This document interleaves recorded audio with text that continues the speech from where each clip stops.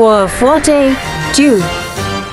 አክብሮታዊ ሰላምታችን ይድረሳችሁ የተከበራችሁ የፏፏቴ ዩቲዩብ ቤተሰቦች፣ እነሆ የዕለቱን ሰበር ዜናዎች ወደ እናንተ ማድረስ ጀምረናል። በቅድሚያም አበይት ነጥቦች።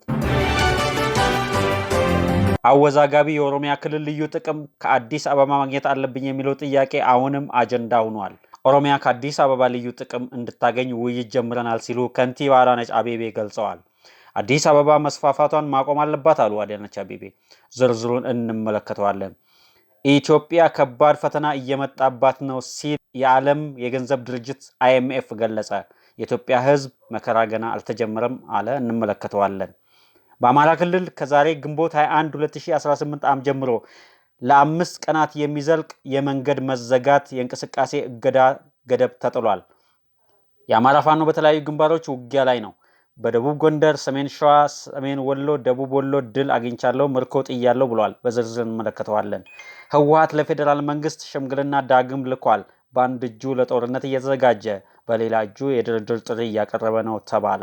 ለድርድሩ ቅድመ ሁኔታም አስቀምጧል። እንመለስበታለን። የህወሓት አመራሮች ለውጥን እንደ ጋኔን የሚፈሩ ግትር ሰዎች ናቸው ሲል አቶ አርከበ ዕቁባይ ገለጹ። አድማጮቻችን፣ ተመልካቾቻችን ለቻናሉ አዲስ የሆናችሁ ሰብስክራይብ በማድረግ ይተባበሩን።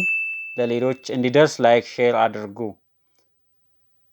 አወዛጋቢው የኦሮሚያ ልዩ ጥቅም ከአዲስ አበባ ማግኘት አለብኝ የሚል ጥያቄ ዳግም አጀንዳ ሆኗል። በአዲስ አበባ ጉዳይ ድርድር ተጀመረ ተብሏል።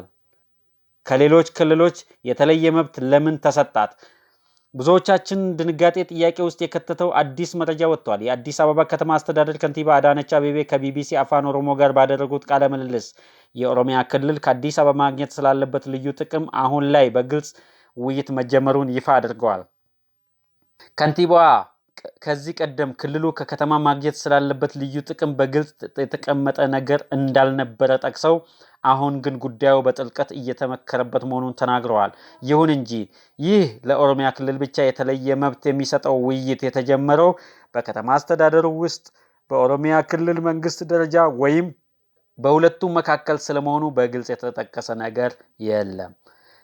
ከንቲባ አዳነች አክለውም አዲስ አበባ ከተማ ከህግ አግባብ ውጪ በዙሪያው ወዳሉ የአዋሳኝ አካባቢዎች እንዳትስፋፋ ጠንካራ ወሰን እንደተበጀላትም ጠቁመዋል። ከተማዋ አሁንም ቢሆን የወሰን አዋሳኝ አካባቢዎች ላይ ያሉ ተማሪዎች ወጪ ሙሉ በሙሉ እየሸፈነች መሆኑን ገልጸዋል። ይህ የኦሮሚያ ክልል ከአዲስ አበባ ከተማ ሊያገኝ ስለሚገባው ልዩ ጥቅም የተጀመረው አዲስ ውይይትና ለክልሉ ሊሰጥ የታሰበው መብት ምን ይሆን? ቀጣይ እንመለከተዋለን። ለኢትዮጵያ ከባድ የፈተና ጊዜ እየመጣ ነው ተባለ። IMF ኢትዮጵያ ህዝብ ላይ አስደንጋጭ ውሳኔ ሊያሳልፍ ነው። የኢትዮጵያ ህዝብ መከራ ገና አልተጀመረም ሲል IMF ገለጸ።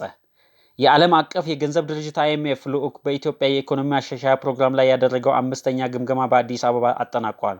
ድርጅቱ የኢትዮጵያ መንግስት የብርን የውጭ ምንዛሪ ተመን ሙሉ በሙሉ ለገበያ ፍላጎትና አቅርቦት እንዲተው፣ የመንግስት ቀጥተኛ ድጎማዎች በሂደት እንዲያስወግድ እና የአገር ውስጥ ታክስ አሰባሰብ በከፍተኛ ሁኔታ እንዲያሳድግ ጠይቋል። ይህ የIMF ጥያቄ ተግባራዊ መሆን መጀመሩን ተከትሎ ውሳኔው በተራ ህዝብና ንግዱ ማህበረሰብ ላይ ፈጣንና ከፍተኛ ጫና እያሳደረ ይገኛል። የብር የመግዛት አቅም መውረድ፣ የዋጋ ንረት፣ የኑሮ ውድነት መባባስ ዋነኛ ማሳያዎች ናቸው ተባለ። በተጨማሪም መንግስት ከግብር ገቢ ለማሳደግ የጀመረው ጥብቅ ቁጥጥር መደበኛውን የታክስ ህግ የማስከበር ሂደት ወደ አስገዳጅ የቀየረው ይመስላል ሲሉ የዘርፉ ባለሙያዎች ስጋታቸውን ገልጸዋል።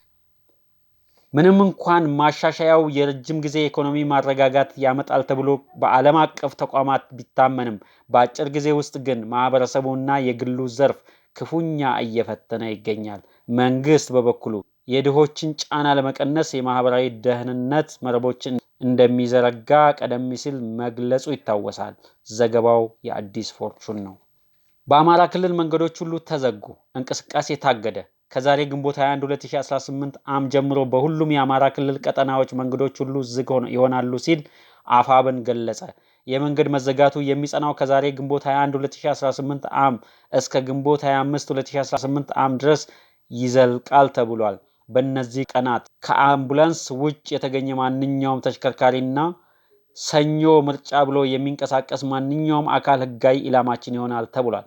የአፋብን ማዕከላዊ ወታደራዊ ኮማንድ የህዝብ መስዋዕትነት በተቻለ መጠን ለመቀነስ ይሰራል። ማህበረሰባችን እንደቀደመው የሁል ጊዜ ትብብሩን እንዲያደርግልን እንጠይቃለን በማለት አክሏል።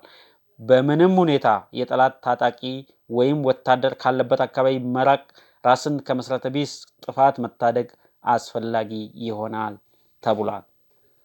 የአማራ ፋኖ በተለያዩ ግንባሮች እያደረገ ያለውን ውጊያ አሁንም ቀጥሏል። በሸዋ ግንባር በተለያዩ ግንባሮች በማጀቴ፣ መኮይ፣ ግሽር ራቤል አካባቢ ከባድ ትንቅንቅ ሲደረግ ውሏል። በሰሜን ወሎ ሀብሮ ወረዳ ዙሪያ ከባድ ትንቅንቅ ሲደረግ አምሽተዋል።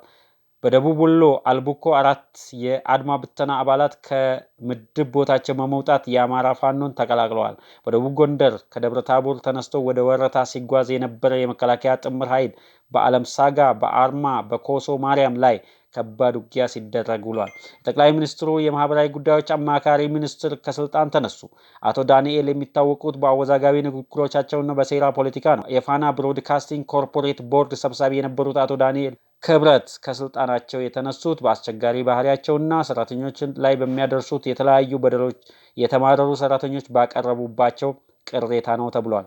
ቀደም ሲል አቶ ዳንኤል የዲያስፖራ ማህበረሰብ በሚመለከት የሰጡት አስተያየት ዲያስፖራ ሲሞቱ በኢትዮጵያ መቀበር የለባቸውም በማለት የቀብር ፖለቲካ አራማጅነታቸውን አሳይተውናል።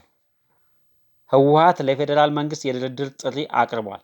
የድርድር ጥሪው ያስቀመጣቸው ቅድመ ሁኔታዎች አሉ። አንደኛ፣ የህወሓት ህጋዊ ሰውነት መመለስ አለበት።